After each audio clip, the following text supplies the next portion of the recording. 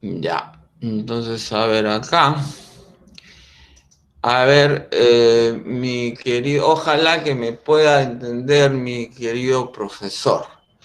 Eh, Mi Ok, investigación, no yo te soy preocupes. músico, entonces mi investigación es una investigación sobre música y es una investigación correlacional de variable independiente dependiente. Por eso que solamente he hecho un instrumento de medición para la variable dependiente, ¿no? Ahora, la diferencia entre estos dos instrumentos que dice investigador y participante es que el instrumento de medición de la variable del investigador están las respuestas y en el del participante no están las respuestas, ¿no? Entonces, voy a hacer una sucinta presentación de ambos archivos para que se note la diferencia, ¿no? Entonces, aquí está el instrumento de medición de la variable, que es, repito, mi variable dependiente. Son indicaciones generales, cuánto dura el test, sigo con las indicaciones de lo que se debe hacer, de lo que no se debe hacer. Doy un ejemplo, ¿no? Un ejemplo acá, es estrictamente un ejemplo musical, y acá en todos los dictados se ven las respuestas, ¿no? O sea, estos son los ejemplos que tiene el investigador. En cambio, si yo presento, voy a bajar esta, y si yo presento la otra, ¿no? Es la misma prueba, exactamente la misma prueba, pero la diferencia es que solamente tiene la respuesta del ejemplo y las otras respuestas no las tienen. Entonces, ¿cómo va a conseguir ellos esas respuestas de esos dictados? A través de estos archivos de audio que están acá. Dice archivos de audios MP3. Entonces, si yo he dado he distribuido estos archivos y, por ejemplo, hago clic en y ahí sale, ¿no?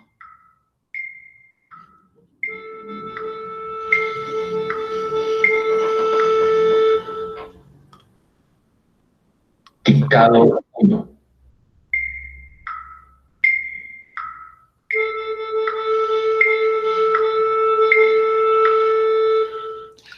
Y así procedo con todas las partes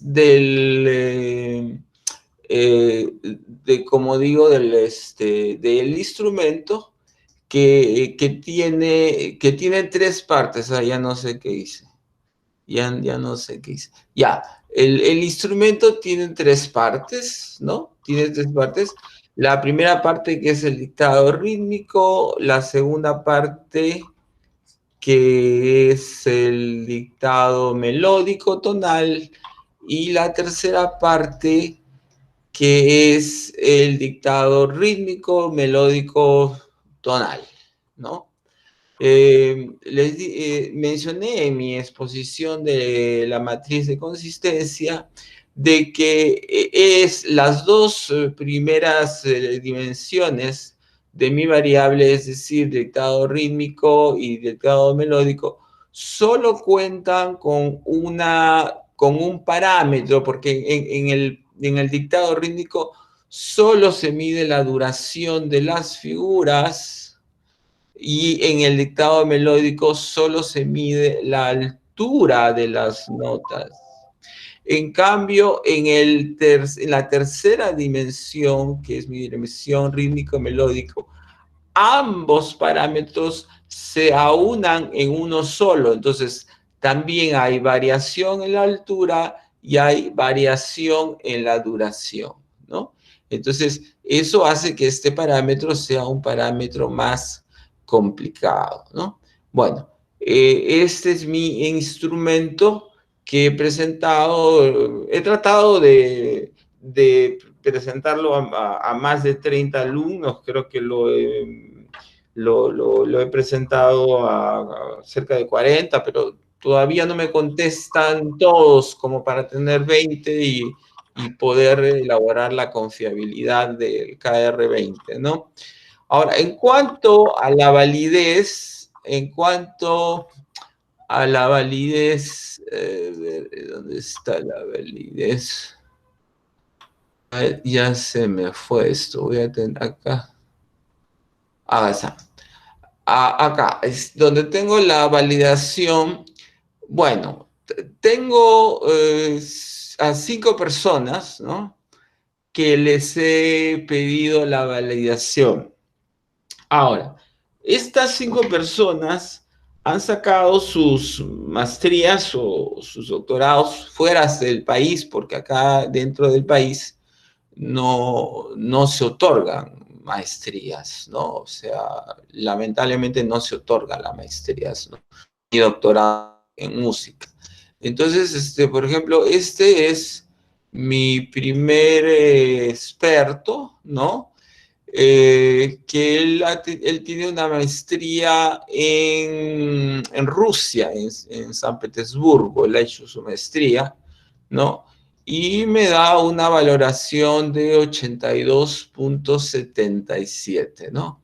Este es el primer experto.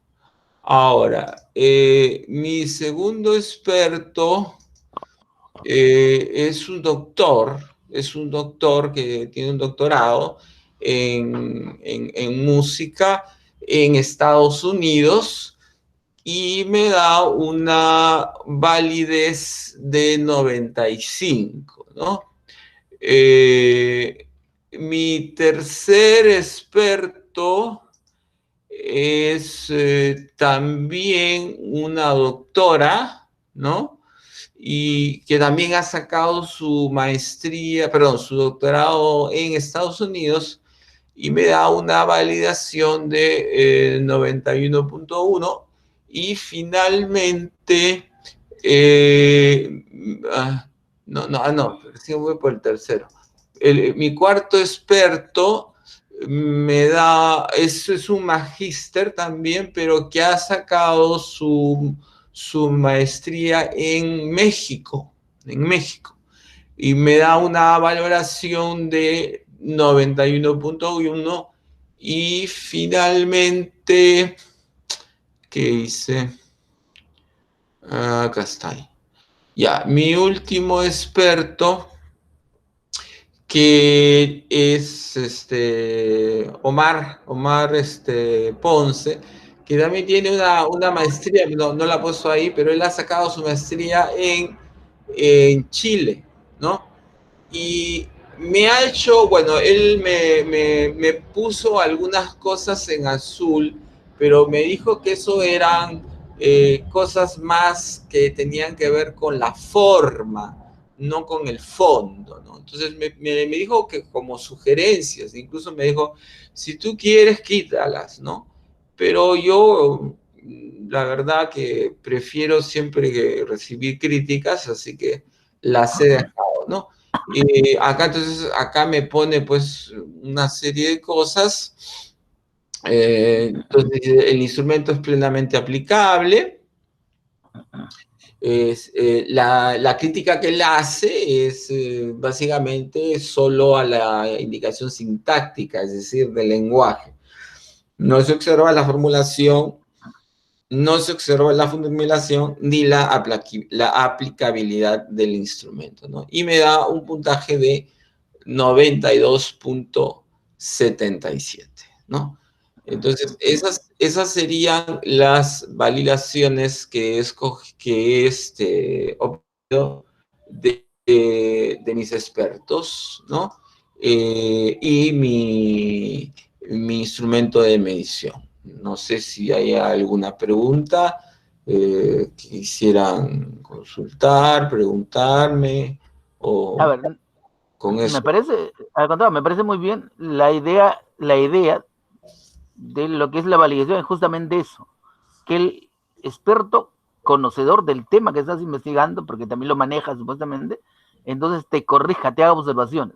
Eso es lo que de alguna manera tiene mayor nivel de valor incluso en el instrumento, porque significa que los expertos te han realmente revisado el instrumento, producto de esa revisión y la experiencia que tienen, te han indicado una serie de recomendaciones que te han permitido mejorar el instrumento. Date cuenta que validez y confiabilidad en realidad son filtros que te permiten tener al final un instrumento óptimo para poder recoger los datos. Porque finalmente la psicometría o los procesos psicométricos de los instrumentos lo que te permiten es, ¿no es cierto?, tener un instrumento que te permita medir la variable y segundo, que las preguntas sean consistentes entre sí. Esa es la finalidad. Y de hecho, esas recomendaciones no nos permiten verificar que efectivamente ha habido una revisión minuciosa del instrumento, lo cual se ha traducido en un conjunto de aspectos que los revisores se han resaltado. Me parece muy adecuado y pertinente, al contrario.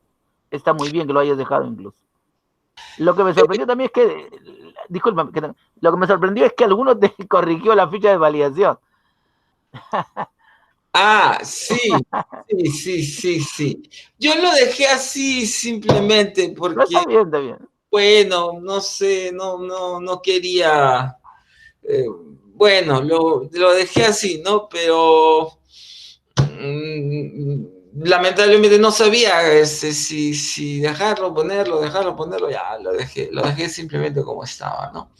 Así que, bueno, como le repito, mi querido profesor, todavía estoy recopilando los datos que me están mandando mis estudiantes y yo creo que ya pronto, antes de la próxima semana, yo le podría estar, entonces, en la tarea asignada, le subiría todos estos archivos, ¿no? O Oh, sea, ok, ok, no te preocupes. subo todos estos archivos más. Claro, en lo que es validez y confiabilidad, los Sí, documentos de validez y confiabilidad son las evidencias para ponerte la nota, pues, de acuerdo.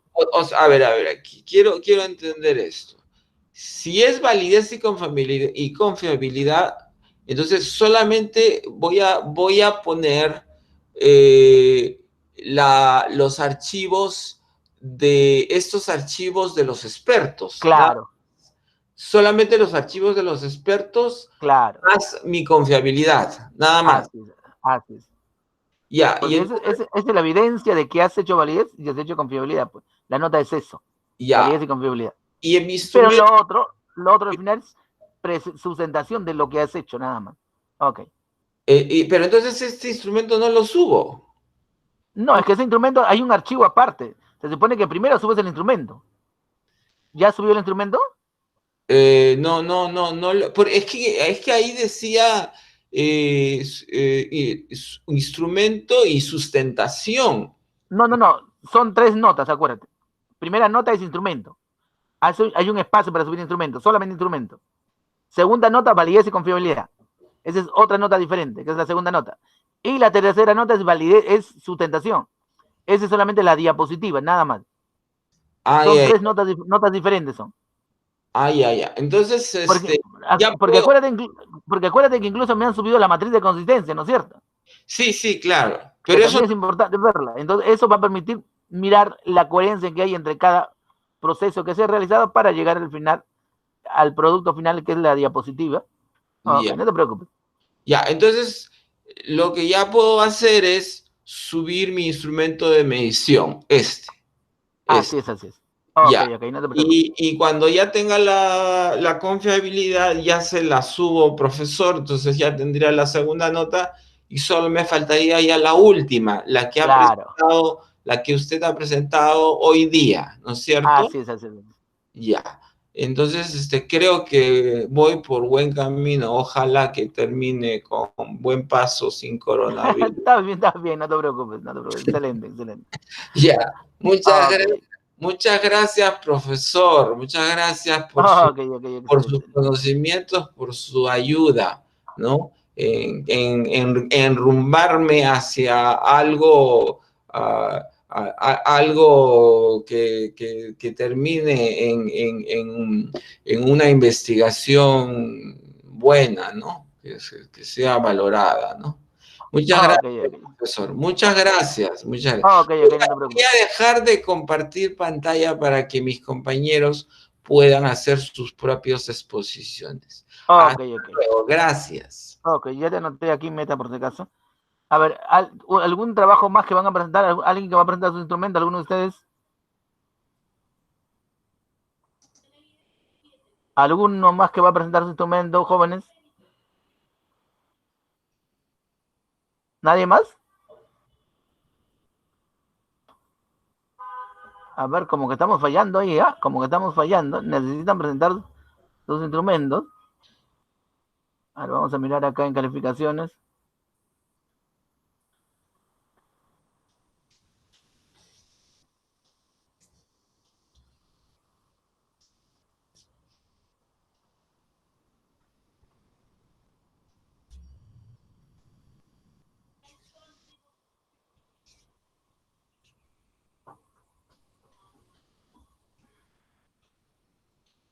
A ver, Ángeles ya presentó. Ángeles todavía no tiene nota. Ángeles. Ángeles. ¿Se encuentra Ángeles? Grandes. No le veo notas acá, por si acaso. No ha presentado instrumento. Le falta validez y confiabilidad. No ha respondido a los foros tampoco, por si acaso. Le falta casi todas las notas a Ángeles. Quispe Condori. Quispe Condori. Profesor, ¿Condori al o Condor? parecer Quispe Condori lleva en la otra aula. Acá no está ella. Ah, otra aula. Quispe Sí, Condor, Quispe Condori creo que es, ¿no? Ah, ya no lleva acá. no. Bueno, ok, ok. No hay problema entonces. Después, a ver, en eso le faltan algunos, a ver quién más, quién más, quién más.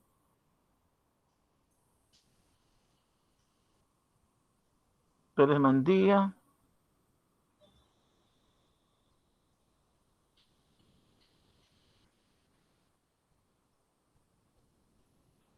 A ver, Fernández.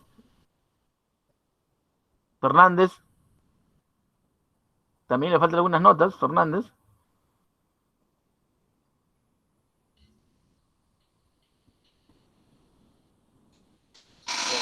Mercedes Santos, ¿no ha subido su instrumento, Mercedes?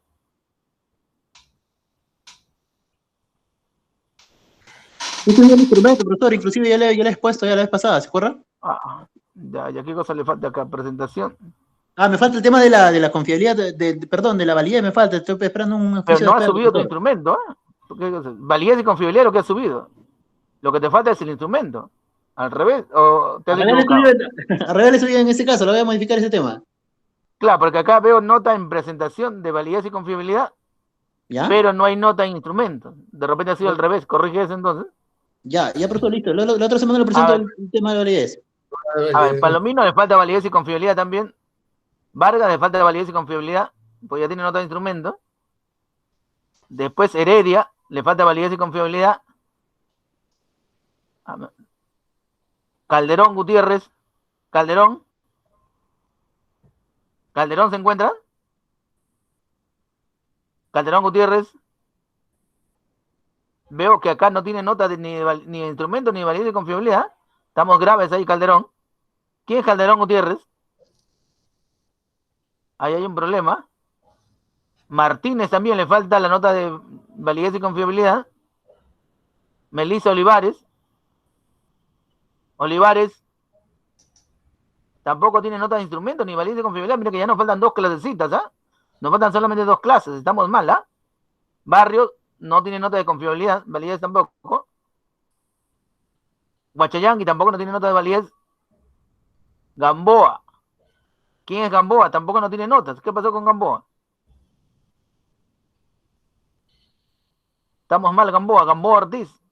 Marisol Correa, también estamos mal, ¿ah?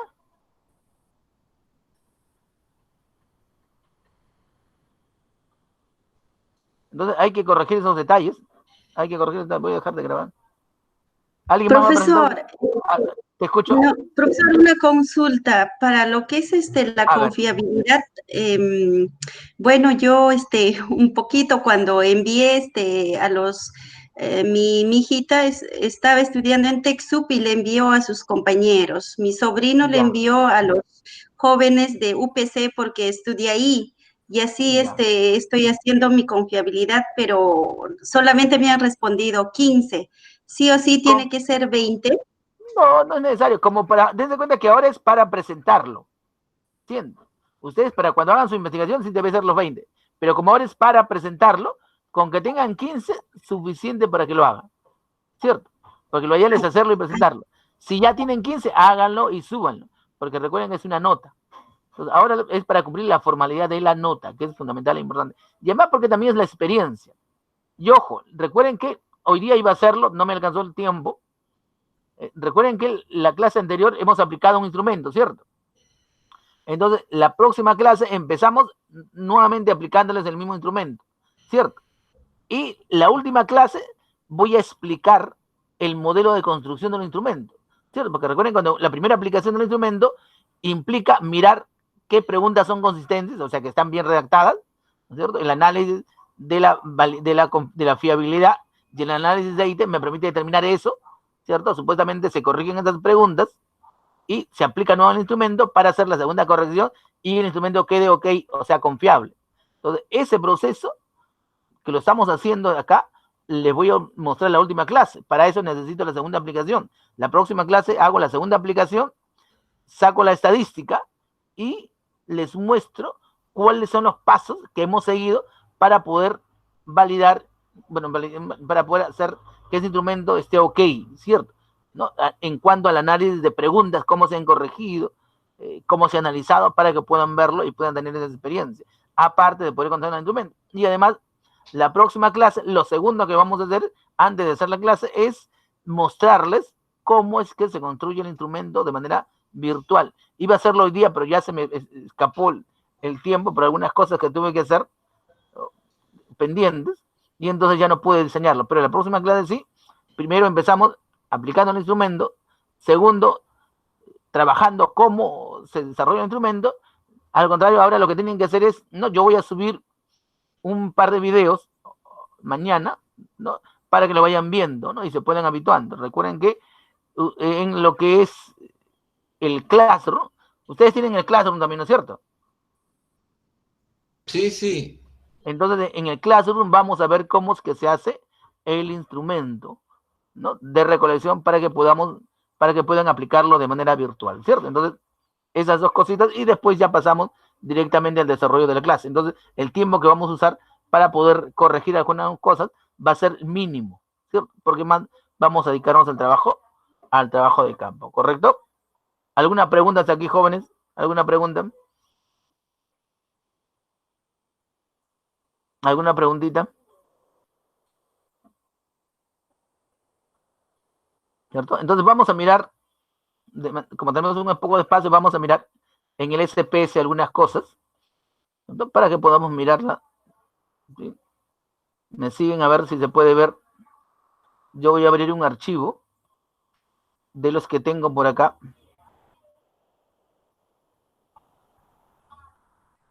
¿Se ve lo que estoy haciendo, no? No, No, no, no se ve. no se ve, profesor. Ah, no estoy compartiendo. A ver, voy a empezar a compartir. Ya.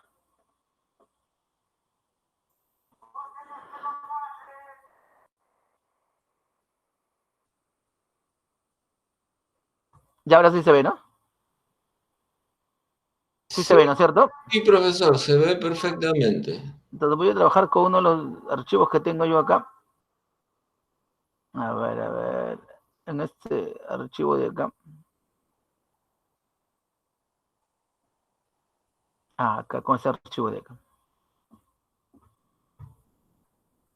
Entonces aquí yo tengo datos.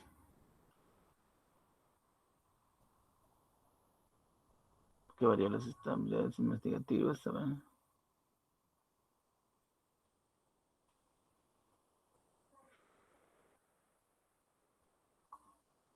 estos datos, voy a trabajar con estos datos simplemente.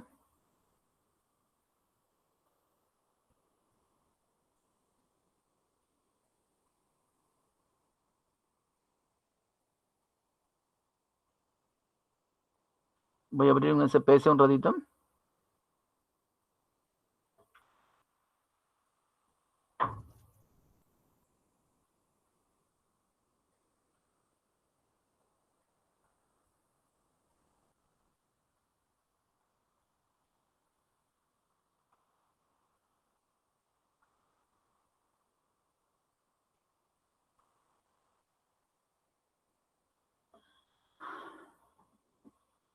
Lo malo que parece es que este programa hace más lenta la máquina, o mi máquina se ha vuelto lenta, creo. Tantos archivos que tengo, creo que es hora de renovarla, ¿eh? O eliminar algunos archivos, pues, profesor. Sí. El detalle es que como paro escribiendo bastante, o paro bajando información también, soy un asiduo a los artículos científicos. Entonces, mira, se supone que ahí están los datos, ¿ya? Miren, se supone que acá en el SPS tengo 70 datos, miren, ¿no? Tengo 70 datos, ¿no? Entonces, supuestamente ya he vaciado los datos.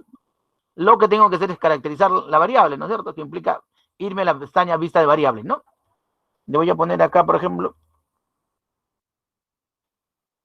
actitud científica, la primera variable. A la segunda le voy a poner, a ver, habilidades investigativas. Pues.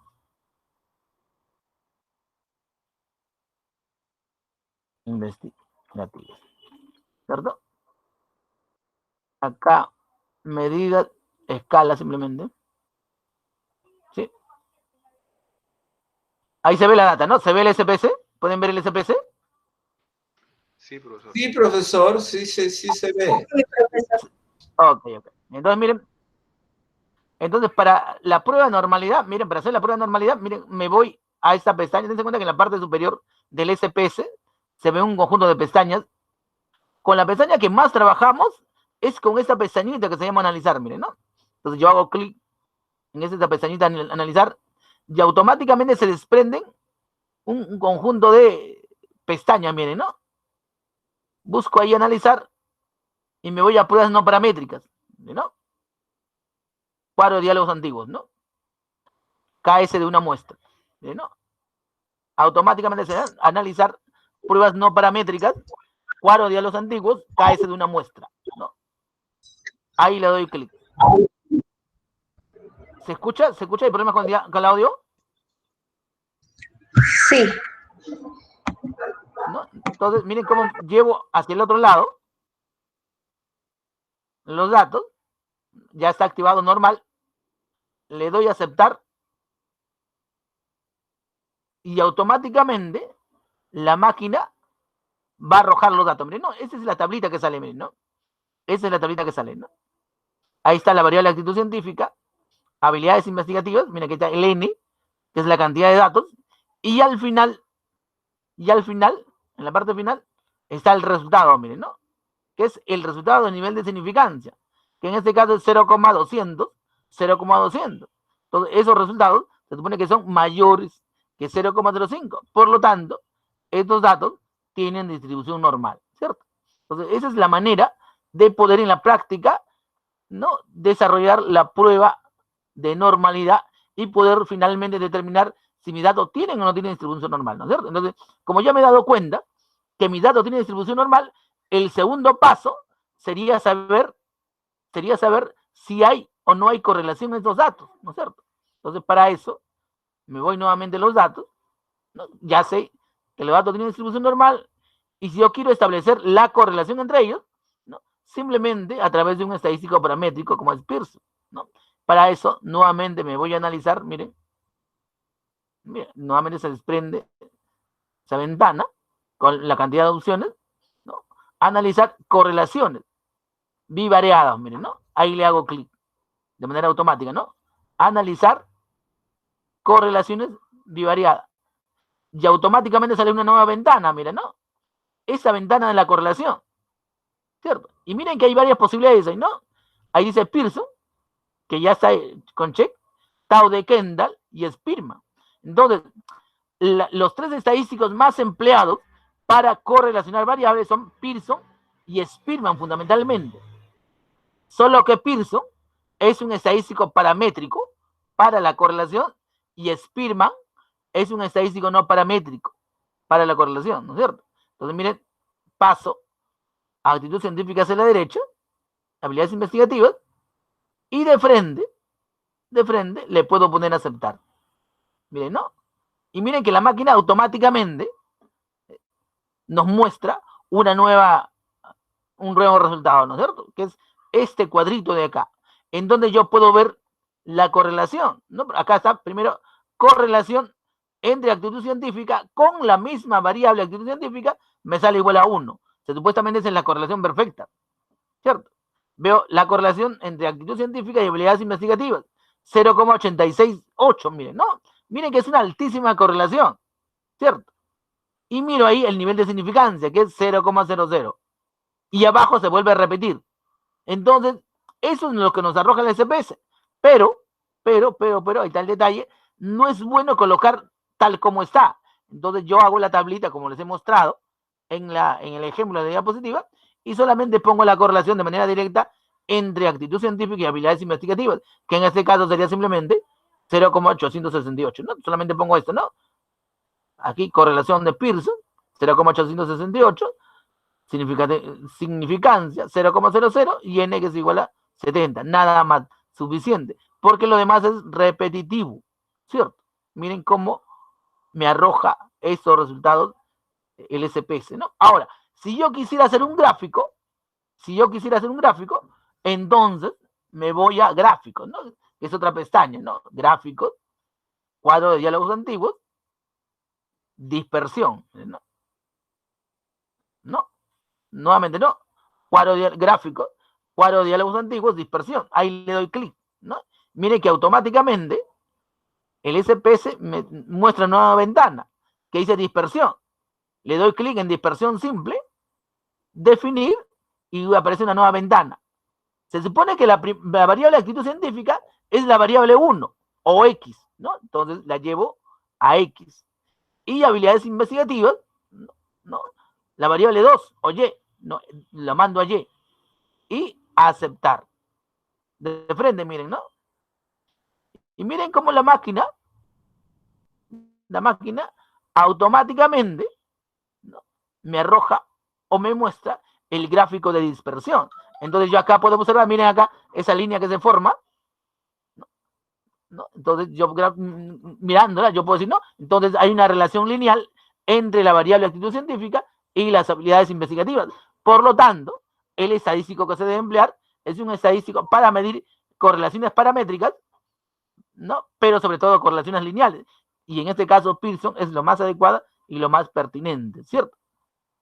Ahora, yo cuando estaba escuchando una sustentación una vez en una universidad X, recuerdo que un profesor preguntó, ¿no?, ¿por qué? Le pregunté, ¿por qué tú tienes 80 datos y solamente se ven 70 bolitas? Dijo, ¿no? Entonces, tú has manipulado los datos, le dijo, ¿no?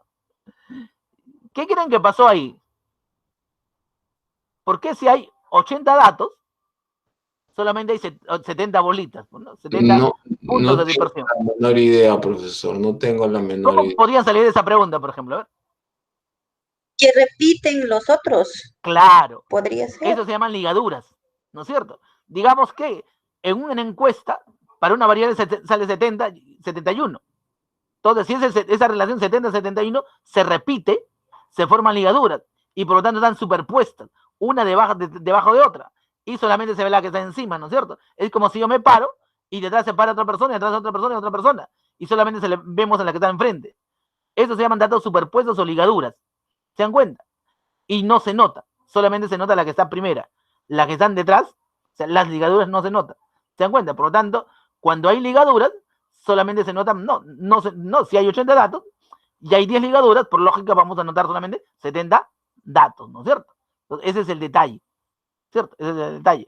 Cuando tenemos estadísticos, cuando tenemos, por ejemplo, datos que no tienen distribución normal y hay ligaduras de ese tipo, entonces Spearman no es aconsejable, sino Tau de Kendall. Tau de Kendall es un estadístico de correlación especial para muestras pequeñas donde hay bastantes ligaduras, ¿no? Si no hay muchas ligaduras, entonces Spearman.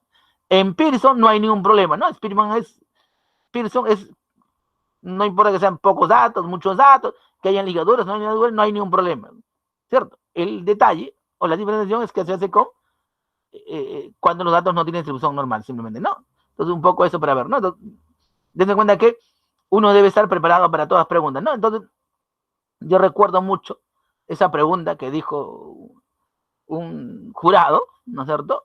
Incluso le llegó a decir, no, entonces tú has falsificado tus datos, lo dijo, no, porque si tienes 80, en realidad ese gráfico no corresponde a la correlación que estás mostrando, incluso le dijo, no.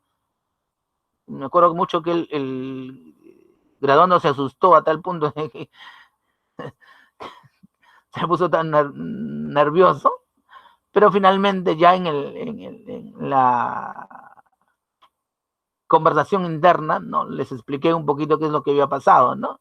Porque el otro jurado se mostró tan reticente que quería jalarse al alumno, ¿no? Incluso me acuerdo que les demostré en la práctica, ¿no? El concepto de ligaduras y cómo se expresa visualmente cuando tenemos el SPS, ¿no? Por eso siempre es importante de que en una sustentación el jurado tenga el SPS y tenga los datos para poder cualquier detalle que no se comprenda o que alguien lo malentienda, ¿no? Se pueda demostrar en la práctica, ¿no es cierto? Me acuerdo que hicimos un ejemplo y les terminé demostrando que simplemente la existencia de las ligaduras impide de que los datos se vean, ¿no? Tal cual se presentan en cantidad, ¿no? Entonces, siempre hay que estar siempre hay que estar atento a las respuestas que nos den y sobre todo las posibles preguntas, siempre hay que estar atento a las preguntas y atento sobre todo a la manera o a la forma que respondamos. Y lo que quiere decir que siempre hay que responder las preguntas, ¿no? Eso es adecuado y pertinente, ¿no? Incluso si nuestras respuestas terminan corrigiendo, ¿no? Porque también es muy importante eso, ¿no? Mientras tengamos una respuesta y que sea sustentada válidamente, estamos aprobados, no hay ningún problema, ¿sí? ¿Alguna pregunta al respecto, jóvenes? ¿Alguna pregunta? Profesor, disculpe que le haga esta pregunta, pero Dime. es una pregunta que vengo arrastrando desde creo que empezó el ciclo y que no se la hago nunca porque me olvido. A ver. ¿Cuál es la diferencia exacta entre el test, la escala y el cuestionario? O sea, ¿cuándo aplicar un test, cuándo aplicar una escala y cuándo aplicar un cuestionario? Aunque no creas, es una excelente pregunta, una excelente pregunta. Déjame dejar para poder... Voy a dejar de convertir para poder mirar la pantalla completa. Ahí está, excelente. Excelentísima pregunta. Y es una respuesta de connotación psicométrica. Por ejemplo, un metodólogo de educación no te lo va a poder responder, ¿cierto? Entonces, acuérdate que tenemos diferentes tipos de variables. Vamos a diferenciar. Una diferencia que hacemos los de metodología, ¿no? Es que tenemos variables pedagógicas y variables psicológicas, ¿no es cierto? Entonces, una variable pedagógica la mido con un cuestionario, ¿cierto? Por ejemplo, una variable pedagógica, ¿no? Servicio educativo, ¿no es cierto? La mido con un cuestionario. En cambio, las variables psicológicas las mido con una escala, con un test. Por ejemplo, una variable psicológica cognitiva la mido con un test o una prueba de conocimiento. Y una variable psicológica no cognitiva la mido con una escala. Por ejemplo, la actitud científica es una variable psicológica, ¿te das cuenta? Pero es no cognitiva, por lo tanto la mido con una escala. Si yo digo habilidades investigativas, es una variable psicológica no cognitiva, la mido con una escala, ¿te das cuenta? Pero si yo digo, por ejemplo, inteligencia cognitiva, memoria, es una variable psicológica cognitiva, por eso yo mido con un test, ¿no? Por ejemplo, cuando hablo de quiero saber si los alumnos han aprendido matemáticas, ¿no es cierto? Esa es una variable psicológica cognitiva. Entonces le aplico una prueba de conocimiento. Entonces, el tipo de variable condiciona el instrumento que voy a emplear, ¿no es cierto? Todas las variables pedagógicas, educativas o sociales, cuestionario. Pero las variables psicológicas pueden ser o escalas o test. o incluso pruebas de conocimiento. Entonces, si son psicológicas cognitivas, test o pruebas de conocimiento. Si son psicológicas no cognitivas, escalas, ¿cierto? Ahora, otra cosa, el test y la prueba de conocimiento son instrumentos de respuesta dicotómica, acuérdate, verdadero o falso. Sí, sí, Verdadero o falso, 1-0. sí, Y sí. el cuestionario y la escala son instrumentos de respuestas politómicas, ¿no es cierto? Escala ordinal incluso, ¿no es cierto?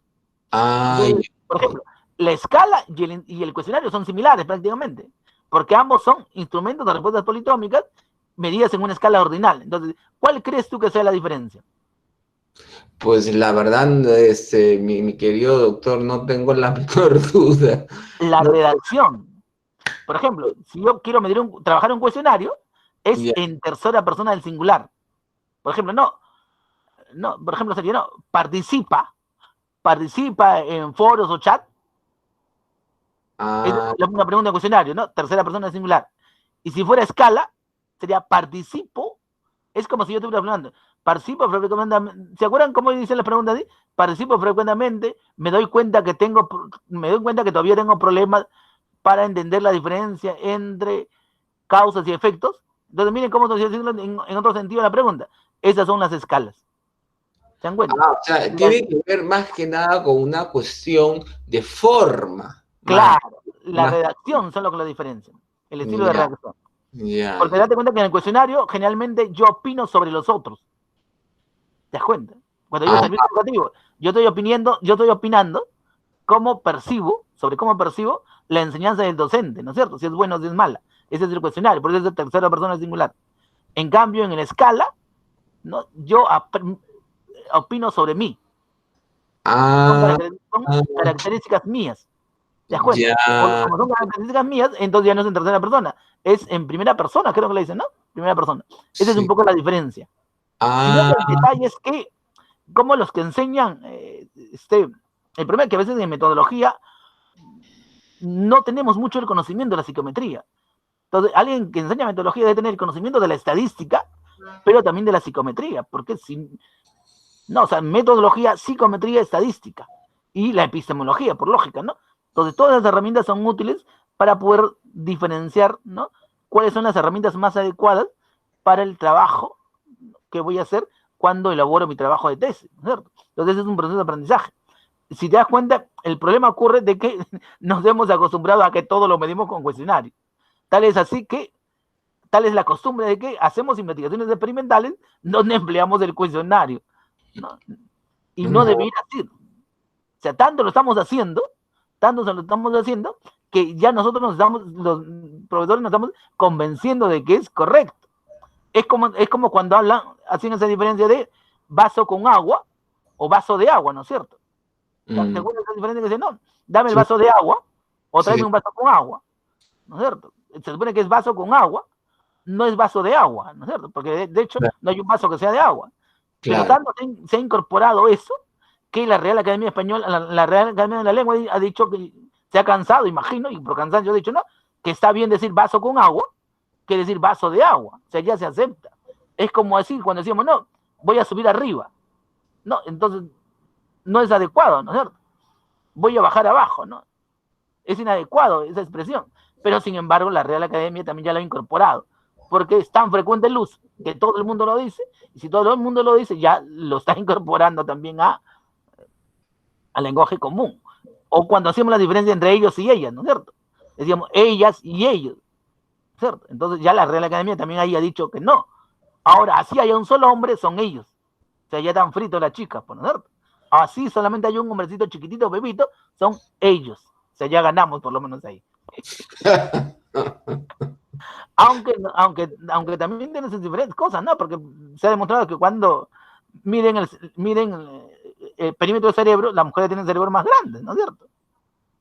Pero bueno, son cosas, ¿no? Son cosas. Son detallitos. Muchas gracias, profesor.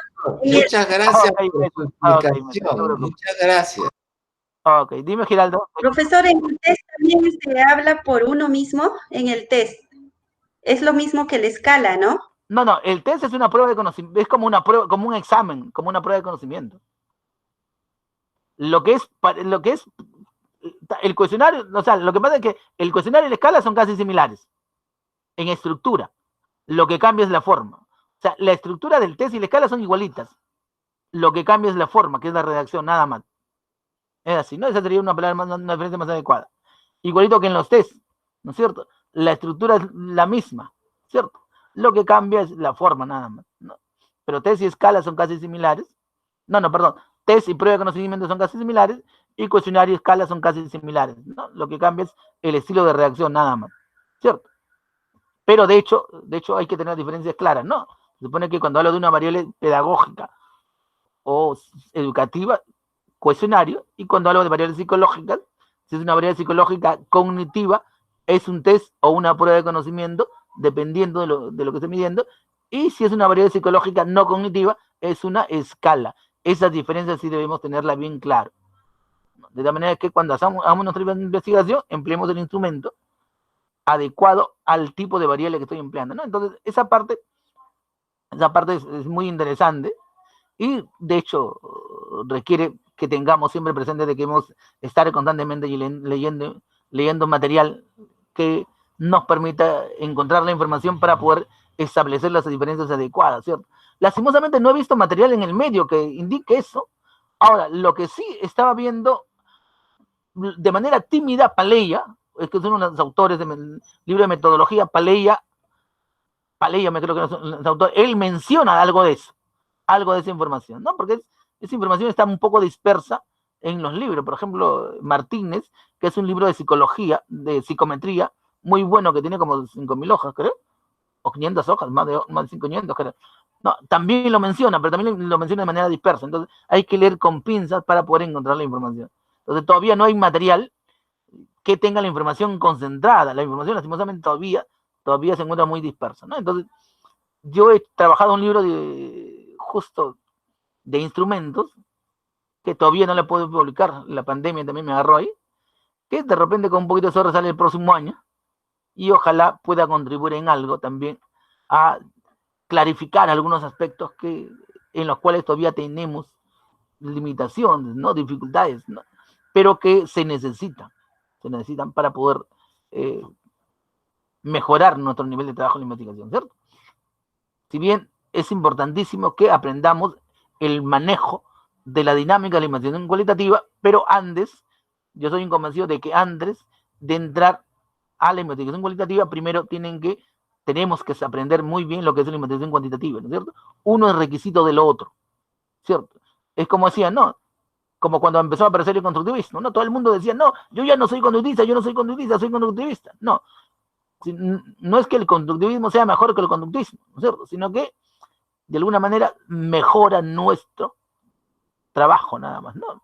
El conductivismo es bueno, fue bueno en su época, pero de alguna manera se dio en función de un determinado momento, de determinadas características, ¿no? De alguna manera las características cambiaron, entonces se hacía necesario una nueva teoría educativa, ¿no? Y ahí apareció el constructivismo, ¿no? Y ahora la inclusión de las tecnologías informáticas está haciendo de alguna manera que también el constructivismo no puede explicar algunas cosas, sobre todo cuando de aprender se trata y cuando de enseñar se trata. Entonces, en ese aspecto, ya la analogía del computador está quedando desfasada.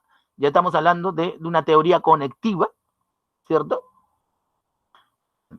Que de alguna manera resulta importante. Estamos empezando a hablar ya de la conexión distribuida, ¿cierto? Cosas como esa. Y también incluso está empezando a aparecer una nueva analogía que de alguna manera es una superación a la analogía del computador, ¿no? Que tiene que ver con la analogía del enactivismo. Entonces, esas nuevas teorías están explicando el aprendizaje en los contextos que ellos llaman distribuidos u ubicuos. Entonces, también es muy importante poder revisar esa información que nos permite darnos cuenta de que constantemente estamos superándonos, constantemente estamos aprendiendo y constantemente tenemos que estar, por lo tanto, actualizándonos, ¿no? Eso es importante y fundamental, sobre todo en el trabajo que nosotros estamos realizando, ¿cierto? Más aún en el nivel en el cual estamos, ¿cierto? Bien, jóvenes, ¿alguna otra pregunta? Profesor, ¿podría mostrar el SPS porque tengo una duda ahí lo que está explicando de la estadística, del SPS, cuando puso a analizar, quisiera saber cómo se puede llegar ahí la confiabilidad, porque yo sé que el SPS se puede llegar a la confiabilidad. Ah, ya. Voy a ver cómo lo pongo, cómo lo cerré. A ver, un ratito. Vamos a ver si nos da el tiempo. Debo tener un SPS. A ver, me parece que debo tener acá un SPS de fiabilidad.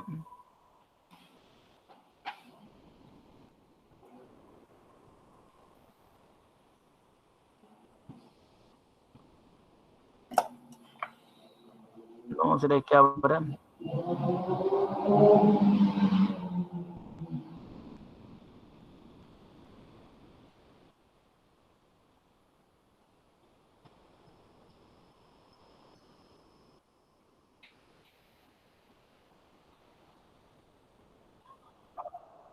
A ver.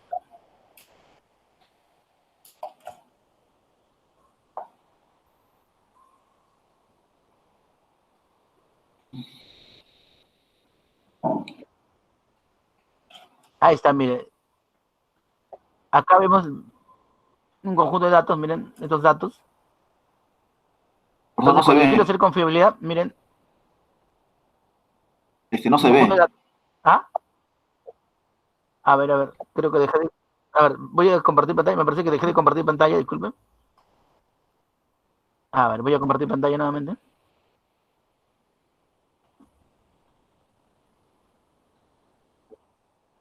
Ya.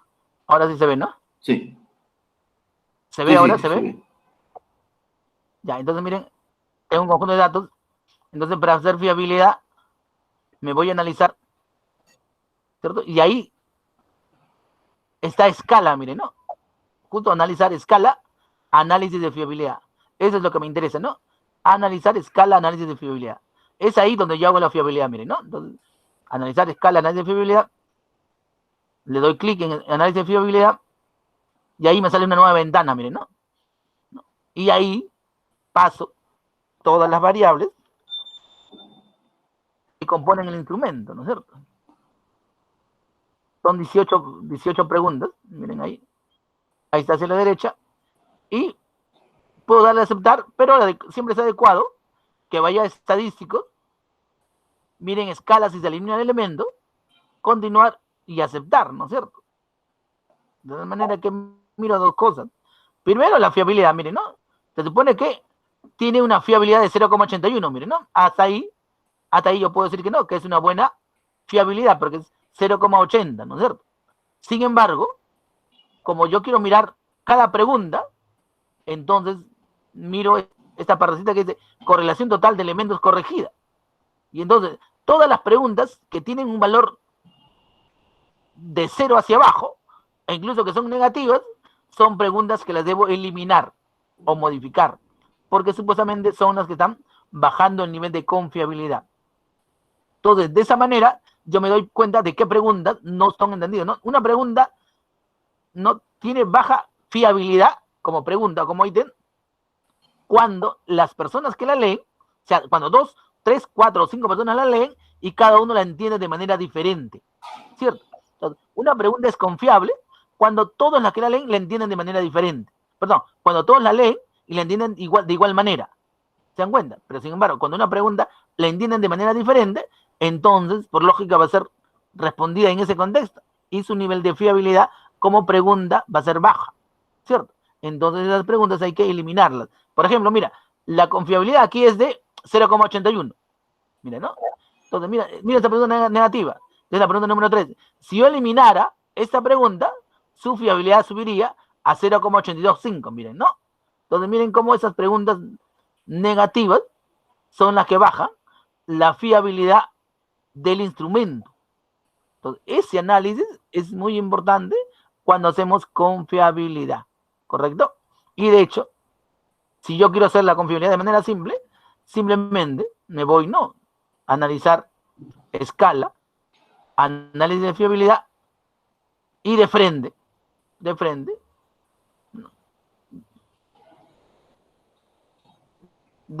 le pongo aceptar, también es válido, ¿no? Y solamente me arroja esto.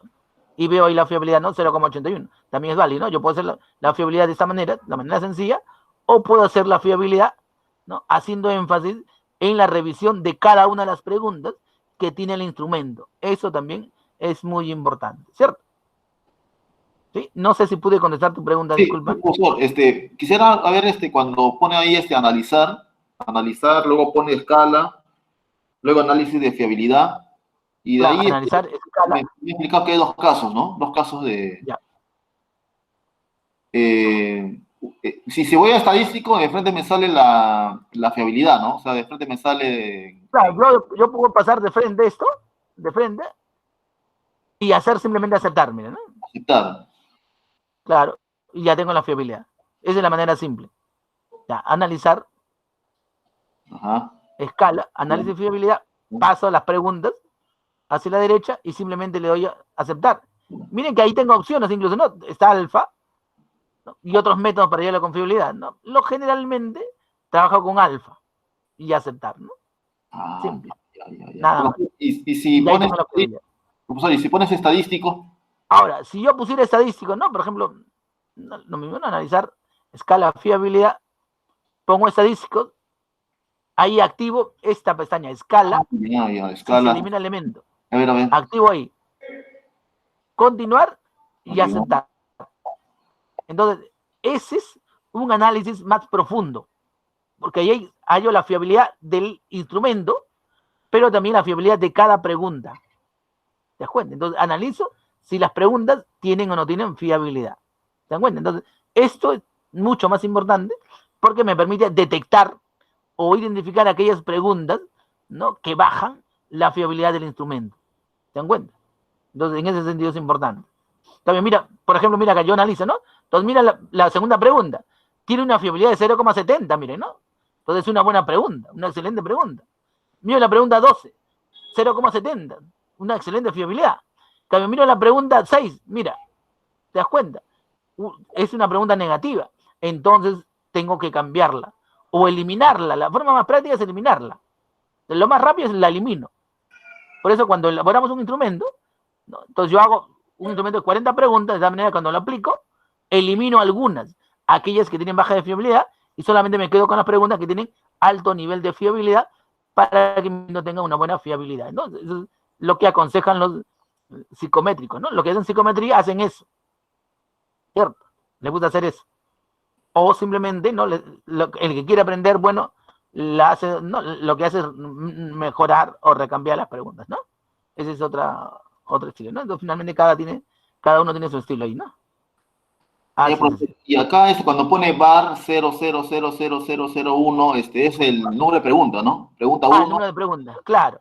Acá está el número de preguntas. No, variable 1, variable 2, variable 3, variable 5, variable 18. O sea, cada variable, sino que en el SPS, cada pregunta es una variable. ¿No es cierto? Ajá, ese es el detalle, ¿no? Cada pregunta es una variable. Ahora, se supone que esta es una variable, pero formada por varias preguntas, sino que cada pregunta la tomo como una variable. Ese es el detalle de la máquina. La máquina no diferencia entre pregunta y variable, ¿cierto? Entonces, para la máquina, cada pregunta de por sí es una variable. ¿Se dan cuenta? En cambio, nosotros sí sabemos que una variable está medida con un instrumento que tiene 18 preguntas. Y cada pregunta, ¿no es cierto?, es una pregunta dentro del conjunto de preguntas que me permite medir el instrumento. Me permite medir la variable. Sino que cada pregunta es una variable, ¿no? Sino que hay que entenderlo en ese contexto, nada más. Y cuando voy a datos... ¿Cómo datos? ¿En qué sentido? Donde dice archivo, editar, ver datos. ¿Dónde está eso? No veo eso. Está en el... Ajá, antes de analizar está formato, ¿no? A ver acá. Está insertar, luego está transformar, en la misma fila. Y acá dice datos. Acá, datos. Ese Sí. es para otra cosa. Sí, pero ¿dónde ingreso cuando saque las notas del instrumento? ¿Dónde coloco los datos? Eso quisiera saber. No, los datos los coloco acá. Acá lo coloco los datos. Se supone que hablo el SPS, Sí, ajá. acá en vista de datos, se supone que en la pantalla de SPS, en la parte inferior, abajito, hay dos pestañas, vista de datos y vista de variables. Ya, ya. Entonces, yo hago clic en vista de datos, ahí ingreso mis puntajes. Ya. En vista de datos. Arriba, datos es otra cosa. esos datos me sirven básicamente para segmentar datos, dividir archivos, básicamente para eso, y otras cosas, ¿no? En cambio, vista de datos, que es una pestaña dentro del SPS, eso sí me sirve para ingresar cada dato. Entonces ingreso cada dato y en vista de variable, ¿no? La caracterizo, que llamo caracterizar de variable, ¿no? Ahí indico el nombre de la variable, el tipo, los decimales, los valores que pueda tener, la medida, la escala de medida, etcétera, etcétera, ¿no? En el caso mío, que es una prueba escrita, sería numérico, ¿no? En el caso mío, que era una prueba escrita, sería numérico, ¿no? En el caso Claro, numérico. numérico, Ese es ahí numérico, escala. claro, es numérico. ¿Y escala? ¿Qué pongo? Escala, nomás, medida escala, simplemente. Escala. Ya, medida escala. Claro. Ya, acá ingreso los datos. Ya, cero, ya, ninguno. Ya. Sino que a veces, sino que generalmente solemos poner, por ejemplo, cuando mis datos tienen respuesta de 1 a 0, ponemos escala. Cuando es del 1 al 5, ponemos ordinal. Pero a veces también transformamos la variable, ¿no? Por ejemplo, transformo una variable cuantitativa en cualitativa en rangos, ¿no? Entonces, de hecho, sale ordinal. Por eso es mejor a veces ingreso mis datos que todos sean escala. Solamente sería ordinal cuando lo transformo. O sea, cuando yo ingreso mis datos, lo sumo en la variable y esa la voy a dividir en rangos alto, medio y bajo. Ahí sí sería ordinal. ¿Se dan cuenta? Pero cuando solamente los ingresos para un análisis, como es correlación o como es fiabilidad, entonces los datos tienen una medida de nivel escala. Sino que hay que tener esas diferencias para poder trabajar mejor en el SPS, que como es una máquina, no entiende las cosas de manera muy literal. Bueno, no deberíamos decir entiende muy literal, no, es una máquina, no va a entender, ¿no? Claro, en este caso, por ejemplo, yo voy a tener 20 preguntas. Ya. Y voy a poner, si no está contestada o está contestada incorrectamente, pongo 0. Y si está correctamente, Claro. pongo 1. ¿Y cómo lo pondría ahí en ese caso los datos? No, pero acá ese es O solamente dicotómico, menciono ¿no? las preguntas nada más. ¿Cómo hago? Claro, sino que ese es dicotómico, ¿no es cierto? Ya Sí, es dicotómico. Claro, acá no va a procesarlo eso, difícilmente. ¿Y ahí cómo sería? No, sino que cuando